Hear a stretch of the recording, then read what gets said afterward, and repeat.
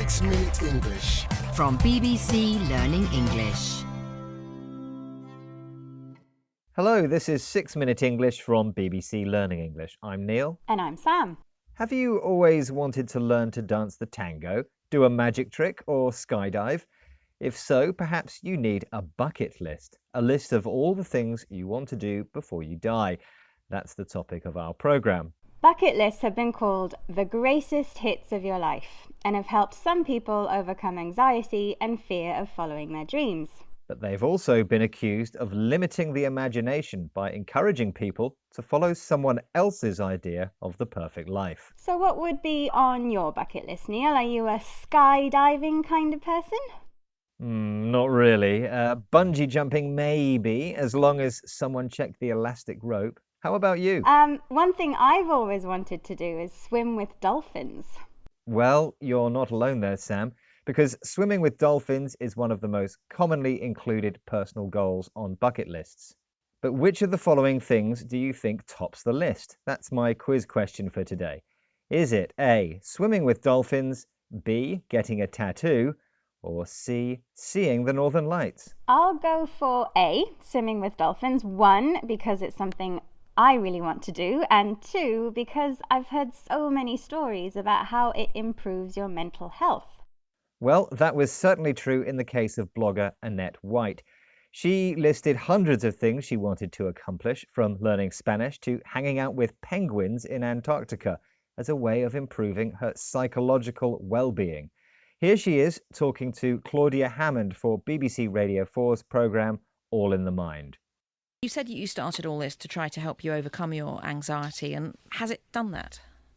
It definitely has, and I feel that the reason is because that promise to live my bucket list really continuously pushes the comfort zone, to its limits and beyond it. So every time I can have a chance to step out of my comfort zone, a little piece of that fear of the unknown is removed and replaced with a little piece of empowerment. And by continuously doing that, the size of my fear bubble has gotten smaller. Annette feels that choosing adventurous goals for her bucket list helps her step outside of her comfort zone, the situations where she feels safe and comfortable, but where her ability and determination are not really being tested.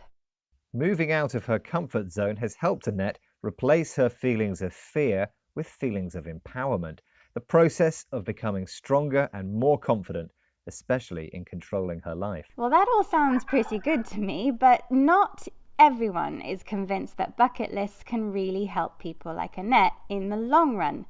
Here's clinical psychologist Linda Blair to explain why. I'm not really in favor of bucket lists. There are a couple of reasons.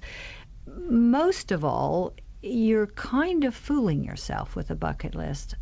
We fear death more than I think we fear anything else in our existence, because we can't predict it and because we don't know what it's like, because nobody comes back and tells us. And when you create a bucket list, something to do before you kick the bucket, the idea that you're giving yourself is that you can somehow control when and what death is going to be all about. We only make sense of our lives at the end of it. A bucket list takes you away from the chance to be spontaneous, and I think it's so delicious to be able to say, that's an opportunity? Oh, I'll do that. Linda thinks some people use bucket lists as a coping strategy to try to control something uncontrollable, death.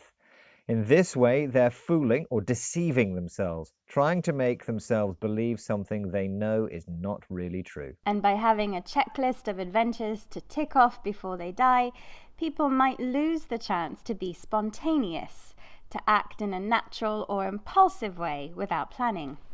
Linda also uses an unusual expression which gave bucket list its name in the first place.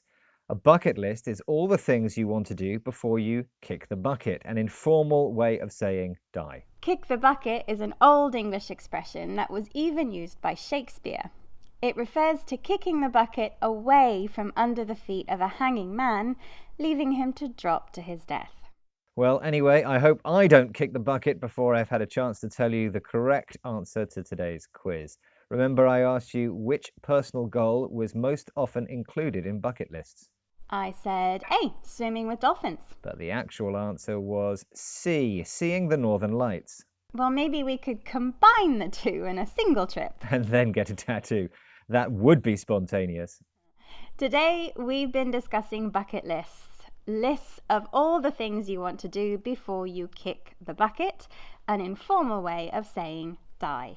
Bucket lists can be a great way to feel empowered, stronger, and more in control of your life, because they take you out of your comfort zone, comfortable situations which are safe but not challenging. But others think you're fooling or deceiving yourself if you think bucket lists can really help you control your life. In fact, they might even make you less spontaneous, less able to act in natural, sudden and impulsive ways. That's all from us now. Why not go and make some plans for all the things you would like to achieve in your life? And start having adventures before we see you next time here at 6 Minute English from BBC Learning English. Bye. Bye-bye. 6 Minute English. From BBC Learning English.